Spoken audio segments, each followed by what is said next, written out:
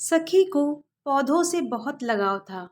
यह लगाव किसी शौक की तरह नहीं था, बल्कि उसकी जिंदगी का हिस्सा बन चुका था। उसके घर का आंगन बड़ा नहीं था। मुश्किल से 10-12 गमले रखे जा सकते थे, लेकिन सखी ने उसी छोटी सी जगह को हरियाली से भर दिया था। सुबह 5 बजे जब मोहल्ले के ज्यादातर लोग सो रहे होते, तब सखी अपने पौधों के बीच खड़ी होती, हाथ में पानी की बाल्टी, चेहरे पर हल्की मुस्कान और मन में ढेर सारी बातें। वह एक एक पौधे को पानी देते हुए उनसे बात करती। आज फिर इंटरव्यू है, देखते हैं क्या होता है। कल पापा की दवाई के पैसे देने हैं, थोड़ा डर लग रहा है। आज बहुत थक गई हूँ यार। उसे पता था कि पौधे जवाब नहीं देंगे, लेकिन फिर भी वह बोलती रहती, क्योंकि कई बार इंसानों से ज़्यादा आसान होता है उन चीज़ों से बात करना जो आपको जज नहीं करती। सखी के पिता एक छोटी दुकान चलाते थे।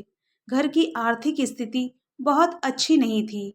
ग्रेजुएशन पूरा करने के बाद सखी नौकरी ढूंढ रही थी, लेकिन हर जगह उसे निराशा मिल रही थी। कभी अनुभव मांगा जाता, कभी कोई और कारण बता दिया जाता। हर असफल इंटरव्यू के बाद वह घर लौटती और सीधे अपने पौधों के पास चली जाती। एक दिन बहुत निराश होकर वह गमलों के बीच बैठ गई। उसकी आंखों में आंसू थे। शायद मुझ में ही कोई कमी है, वह बुदबुदाई। सामने रखा तुलसी का पौधा हवा में हल्का सा हिल रहा था। सखी उसे देखती रही। फिर उसकी नज़र गमले में उगी एक नन्ही कोपल पर पड़ी। उसे याद आया, कुछ दिन पहले तक वहां कुछ दिखाई भी नहीं देता था। बीज मिट्टी के नीचे था। धीरे धीरे उसने समय लिया और अब बाहर निकल आया था। सखी ने अपने आंसू पोंछे। शायद मुझे भी थोड़ा समय चाहिए, उसने खुद से कहा। मोहल्ले वाले अक्सर उसे देखकर मुस्कुराते थे। लो, फिर शुरू हो गई पौधों से बातें। किसी ने कहा, पौधे सुनते भी हैं क्या? दूसरा हंस पड़ा। सखी भी मुस्कुरा देती।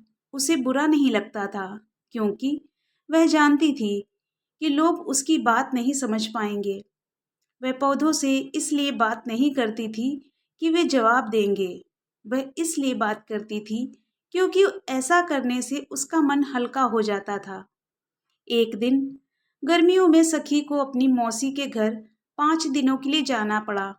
जाने से पहले उसने पड़ोस की रमा आंटी से कहा, आंटी, अगर समय मिले तो पौधों में पानी डाल दीजिएगा।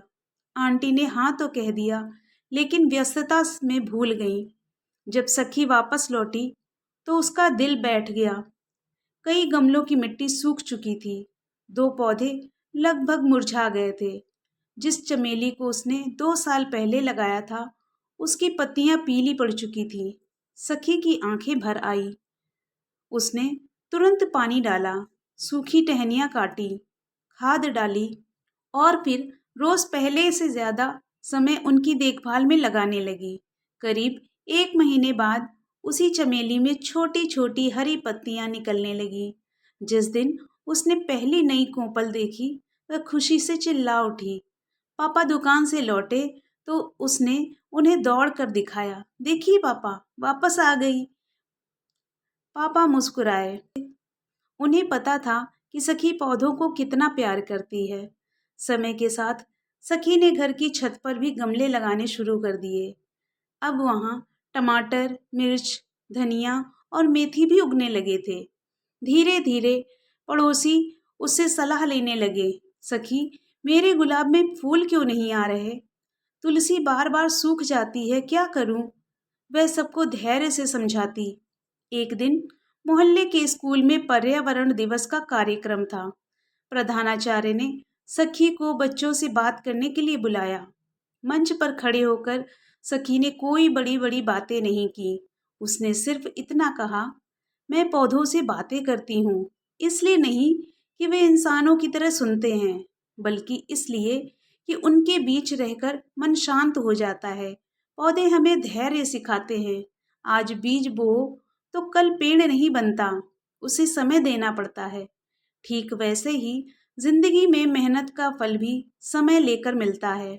बच्चे ध्यान से उसकी बातें सुनते रहे। कुछ महीनों बाद सखी को एक अच्छी नौकरी मिल गई।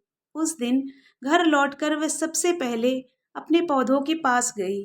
उसने हंसते हुए कहा, देखो, आखिर नौकरी मिल गई। हवा चली, पत्तियां हिली और सखी मुस्कुरा उठी। उसे पता था कि यह सिर्फ हवा थी, लेकिन उसके लिए वह हवा किसी बधाई से कम नहीं थी। उसने एक एक पौधे को देखा। ये वही पौधे थे जिनके बीच बैठकर उसने अपने डर, अपनी असफलताएं, अपनी उम्मीदें और अपने सपने बांटे थे। शायद पौधे सचमुच उसकी बातें नहीं सुनते थे, लेकिन उनके साथ बिताया गया समय उसे टूटने नहीं देता था। और कभी-कभी जिंदगी में इतना ही काफी होता है, क्योंकि हर इंसान को किसी न किसी ऐसे साथी की जरूरत होती है जिसके सामने वह बिना डरे, बिना झिझक अपने दिल की बात कह सके। सखी के लिए वह साथी उसके पौधे थे। मित्रों, अगर आपको ये कहानी पसंद आई हो तो कृपया चैनल को सब्सक्राइब करें, लाइक करें, शेयर करें और कमेंट करें।